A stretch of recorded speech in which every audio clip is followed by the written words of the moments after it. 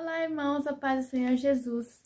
Hoje eu vou falar sobre aquela passagem da Bíblia que fala que o reino de Deus é tomado à força, né? O que isso quer dizer, né? Por que que em outras partes fala que a salvação é através da graça, que não é por mérito, né? Então, por que que tá escrito isso? O que que isso quer dizer? Então, tudo isso depois da vinheta.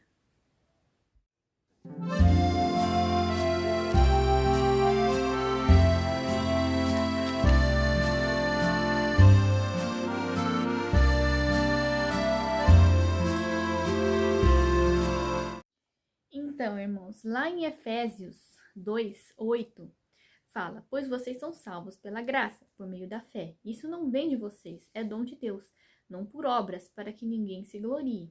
Ou seja, você não é salvo porque você é uma boa pessoa, porque você se esforçou muito, porque você faz coisas boas, né?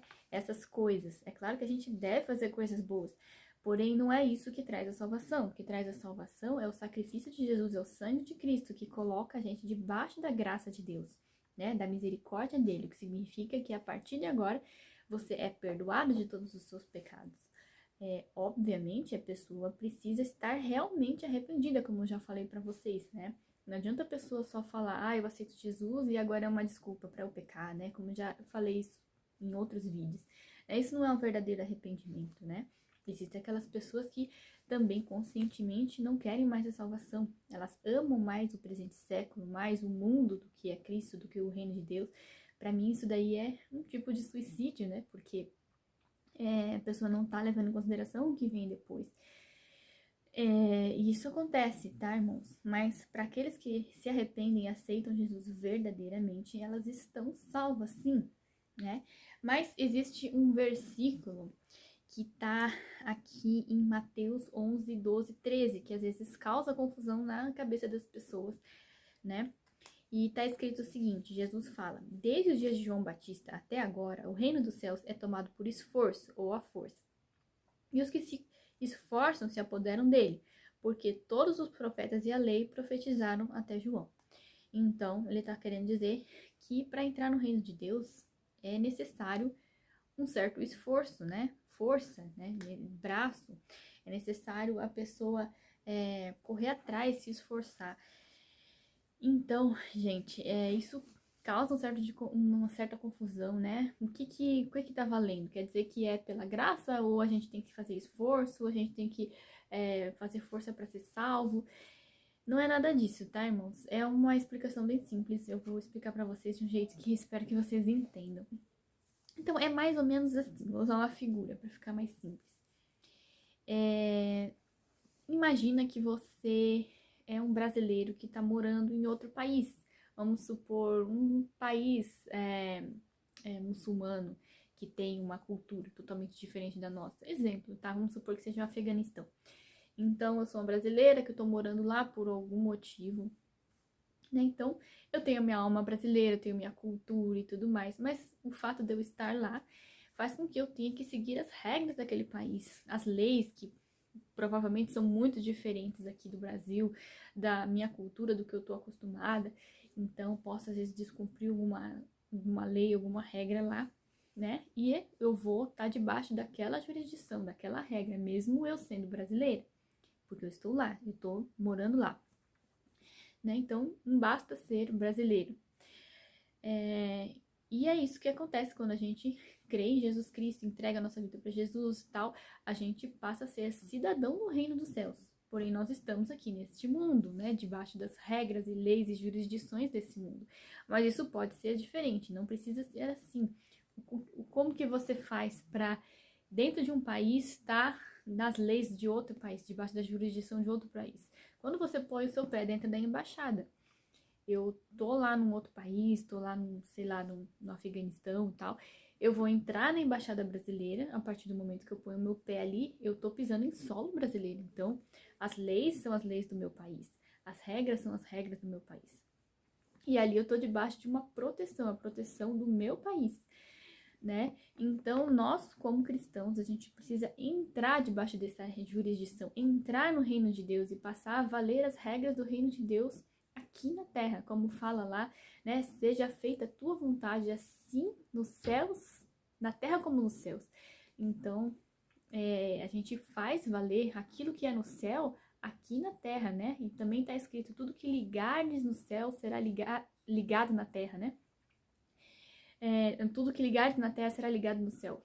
Então, tá sob o nosso poder fazer essa ligação, fazer valer as regras do reino dos céus aqui na terra. Vocês estão entendendo, irmãos? Mas para isso é necessário esforço, é necessário querer, é necessário correr atrás, né? Se dedicar. De que maneira, irmãos? Buscar o reino de Deus, buscar relacionamento com Deus, né? Ir atrás, correr atrás, querer, né? Se envolver, orar, jejuar, fazer todas aquelas coisas, buscando a presença de Deus, buscando o relacionamento. É necessário um esforço, é necessário dedicação, né? Muitos cristãos entregam a vida deles para Jesus e vivem uma vida de opressão, de tristeza, de uma porção de coisas que não seriam necessárias. Tem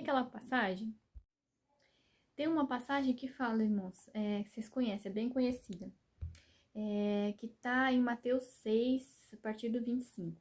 Portanto, eu digo, não se preocupe com sua própria vida, quanto que há de comer ou beber, nem com seu próprio corpo, quanto que há de vestir. Nem a vida é mais importante do que a comida e o corpo é mais importante do que a roupa? Observe as aves do céu, que não semeiam nem colhem, nem armazenam em celeiros. Contudo, o Pai Celestial as alimenta. Nem vocês muito mais... não tem vocês muito mais valor do que elas? Quem de vocês, por mais que se preocupe, pode acrescentar uma hora que seja a sua vida? Por que vocês se preocupam com roupas? Vejam como crescem os lírios do campo, eles não trabalham nem tecem. Contudo, digo que nem Salomão, em todo o seu esplendor, vestiu-se como um deles. Se Deus veste assim a erva do campo, que hoje existe e amanhã é lançada no fogo, não vestirá muito mais a vocês, homens de pequena fé? Portanto, não se preocupe dizendo o que vamos comer, ou o que vamos beber, ou o que vamos vestir, pois os pagãos é que correm atrás dessas coisas. Mas o Pai Celestial sabe que vocês precisam delas.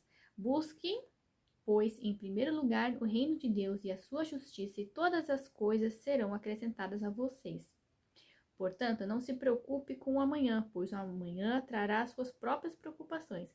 Basta cada dia o seu mal. Basicamente, ele está dizendo que a gente deve buscar o reino de Deus e a sua justiça em primeiro lugar, que todas as outras coisas ele vai acrescentar, né? Ou seja, a gente não deve se preocupar com coisas como alimento, como saúde, comida, roupas, todas essas coisas, né? Essas coisas são coisas que as pessoas do mundo buscam, as pessoas do mundo se preocupam. A gente não tem que ter essas preocupações. Nossas preocupações têm que ser em buscar o reino de Deus, né? Que exige um certo esforço, uma certa dedicação da nossa parte, né? A gente tem que querer esse relacionamento com Deus, querer estar próximo dele. E todas as outras coisas vão acontecer naturalmente, né, irmãos? Mas muitas vezes não é o que acontece, né? Muitas vezes nós cristãos, eu digo por mim mesma, muitas vezes me pego me preocupando com coisas da vida que eu não deveria estar me preocupando, eu deveria estar focada em buscar o reino de Deus, né? É claro que a gente tem momentos de fraqueza, né? É natural isso, mas a gente não deve se entregar a esse tipo de coisa, se entregar aos medos, às opressões do mundo, porque a gente como cristão, a gente tá em outro reino, né? As regras do reino de Deus valem aqui. E coisas desse tipo, coisas como necessidades, opressão, fome, nada disso vale no reino de Deus. É só parar para pensar, existe isso no céu? Não, não existe, né? Então, não tem que valer para nós também, né? E para estar dentro desse reino, é necessário ter esse relacionamento, buscar a Deus e tudo mais. Eu vi um caso uma vez de uma mãe, né? Um casal, na verdade, que eles moravam, se eu não me engano, era na Suécia, alguma coisa assim. E eles estavam passando... O casamento deles não tinha dado certo e eles estavam passando por um divórcio e tal e coisa. Só que o que aconteceu é que o governo foi e tirou a filha deles, né? A menininha pequena, porque pelas regras daquele país, né, quando um casal se divorcia, o governo tira os filhos desse casal, porque eles entendem que os filhos precisam estar num lar onde existe pai, mãe e tal, essas coisas. Então, eles simplesmente tiraram a criança.